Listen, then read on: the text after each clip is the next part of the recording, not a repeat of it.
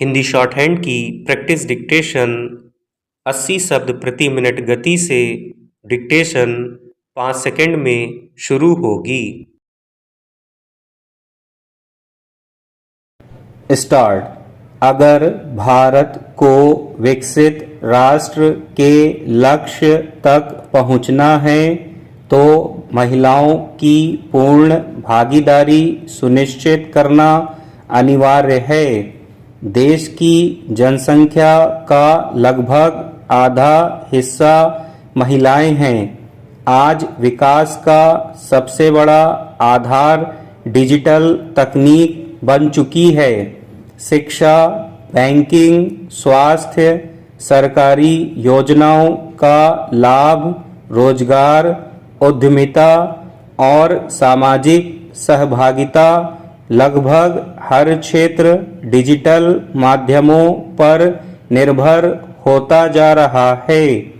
ऐसे समय में यदि महिलाओं का बड़ा वर्ग डिजिटल दुनिया से दूर रह जाता है तो यह केवल लैंगिक असमानता का प्रश्न नहीं बल्कि राष्ट्रीय विकास में गंभीर बाधा भी है।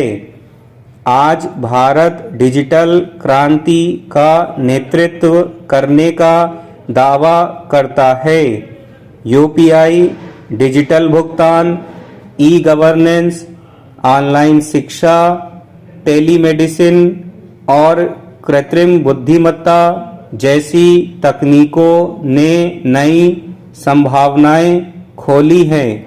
इसके बावजूद डिजिटल सुविधाओं तक महिलाओं की पहुंच पुरुषों की तुलना में कम है, विशेषकर ग्रामीण क्षेत्रों, छोटे कस्बों, आदिवासी इलाकों और आर्थिक रूप से कमजोर परिवारों की महिलाएं आज भी डिजिटल संसाधनों से पर्याप्त रूप से नहीं जुड़ सकी है। यह स्थिति बताती है कि तकनीकी विकास तभी सार्थक होगा जब उसका लाभ समाज के अंतिम व्यक्ति, विशेषकर महिलाओं तक पहुँचे। डिजिटल समावेशन का अर्थ केवल मोबाइल या इंटरनेट उपलब्ध करा देना नहीं है। इसका वास्तविक अर्थ है महिलाओं को डिजिटल उपकरणों का सुरक्षित, आत्मविश्वासपूर्ण और प्रभावी उपयोग करने में सक्षम बनाना।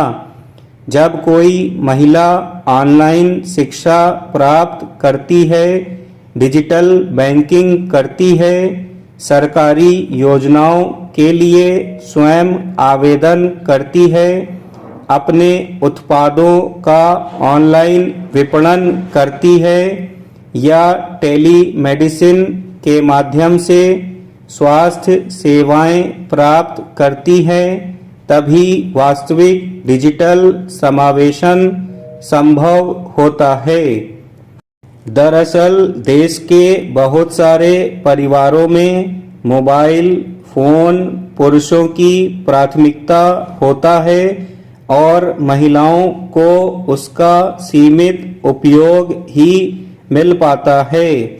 एक और बड़ा कारण डिजिटल साक्षरता का अभाव है। पढ़ी लिखी महिलाएं भी अनेक बार ऑनलाइन सेवाओं का सुरक्षित उपयोग नहीं कर पाती। फिर सामाजिक मानसिकता की वजह से महिलाओं के मोबाइल उपयोग को संदेह की दृष्टि से देखा जाता है। इसके अलावा साइबर अपराधों का भय है। ऑनलाइन ठगी, फर्जीवाड़ा और साइबर उत्पीड़न के कारण अनेक महिलाएं डिजिटल माध्यमों से दूरी बनाए रखती हैं। यही आजीवन शिक्षा की अवधारणा अत्यंत महत्वपूर्ण हो जाती है। शिक्षा केवल विद्यालय या महाविद्यालय तक सीमित नहीं होनी चाहिए।